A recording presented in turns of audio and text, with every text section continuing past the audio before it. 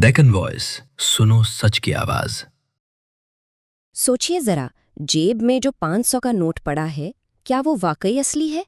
निजामाबाद में आजकल जाली नोटों का एक गिरोह काफी सरगर्म है, लेकिन घबराने की बात नहीं है। आइए इस मामले को समझते हैं, ताकि न सिर्फ जाली नोट को पहचाना जा सके, बल्कि ये भी पता हो कि अगर ऐसा कोई नोट हाथ लग जाए तो करना क्या है। तो सबसे पहले ये समझ ले कि ये मसला कितना बड़ा है। निजामाबाद जिला में 500 रुपए के जाली नोट काफी तेजी से फैल रहे हैं, और ये कोई अफवाह नहीं बल्कि एक संजीदा मसला है जिससे हर शहरी को होशियार रहने की जरूरत है। तो सवाल ये है कि ये जाली नोट सबसे ज्यादा कहाँ चल रहे हैं। देखें, ये लोग ना बड़ी चालाकी से ऐसी जगहों को टारगेट करते हैं जहाँ लोग अक्सर जल्दी में होते हैं, जैसे छोटी दुकानें, हफ्तावार बाजार और ख़ास तौर पर रात के वक्त होने वाले लेन देन। भीड़ वाली जगहों पर तो बहुत ही ज्यादा मोहतात रहें, क्योंकि वहाँ ध्यान हटना बहुत आसान होता है। चलें जरा इस मामले की गहराई में चलते हैं। आखिर ये लोग इतनी आसानी से सबको धोखा दे कैसे रहे हैं? और इसकी वजह आप सुनकर हैरान होंगे, बहुत सादा सी है। असल चैलेंज ये है कि ये कोई आम घटिया क्वालिटी के नकली नोट नहीं है। ये देखने में असली नोटों से इतने ज्यादा मिलते जुलते हैं ना, कि पुलिस का भी यही कहना है कि मसरूफ वक्त में वे कोई भी आसानी से धोखा खा सकता है, और इसी कमजोरी का फायदा उठाया जा रहा है। लेकिन अच्छी खबर ये है कि इस धोखे से बचा जा सकता है। तो चलें अब सबसे काम की बात करते हैं कि एक असली 500 के नोट को चंद सेकंड्स में कैसे पहचाना जाए। एक असली 500 के नोट में ना 7 सिक्योरिटी फीचर्स होते हैं। आपको सातों याद रखने की ज़रूरत नहीं, बस 3 चीज़ें हमेशा चेक कर लें। पहली चीज़, रोशनी की तरफ करके देखें, गांधी जी का साफ वाटरमार्क नज़र आएगा। दूसरी, नोट को थोड़ा टेढ़ा करें, इसका सिक्योरिटी धागा हरे से नीले रंग में बदलेगा।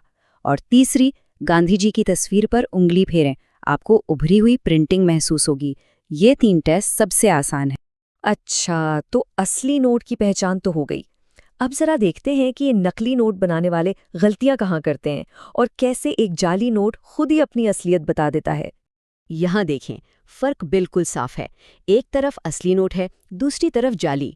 असली नोट में वाटरमार्क कितना साफ है, जबकि जाली में या तो है ही नहीं या फिर बिल्कुल धुंधला सा है। असली का सिक्योरिटी थ्रेड रंग बदलता है, जाली में वो बस एक प्रिंट की हुई लकीर लगती है। और कागज और प्रिंटिंग के मेयार में तो भाई जमीन आसमान का फर्क है।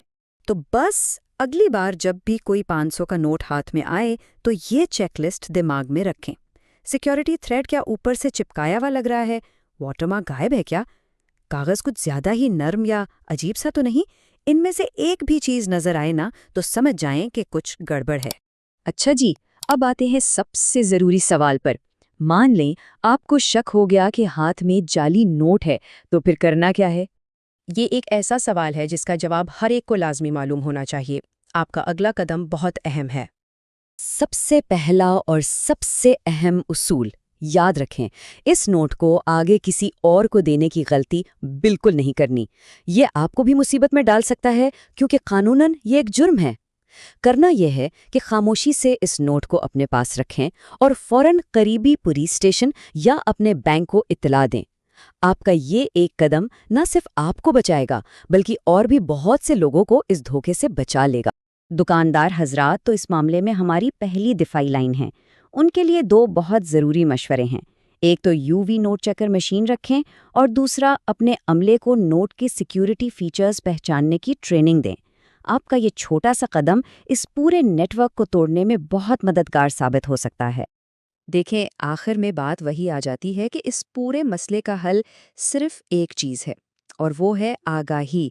जैसा कि कहा भी जाता है कि सिर्फ आगाही ही जाली करेंसी को रोक सकती है। आप जितना बाखबर होंगे, इन धोखेबाजों के लिए उतना ही मुश्किल हो जाएगा। तो बस ये 3 बातें याद रखनी है। चेक करें, सीखें और इत्तला दें। हर नोट को चेक करें, असली और नकली का फ़र्क सीखें, और ये मालूमात आगे भी पहुंचाएं ताकि सब बाखबर रहें। इसी तरह मिलकर ही इस मसले से निपटा जा सकता है।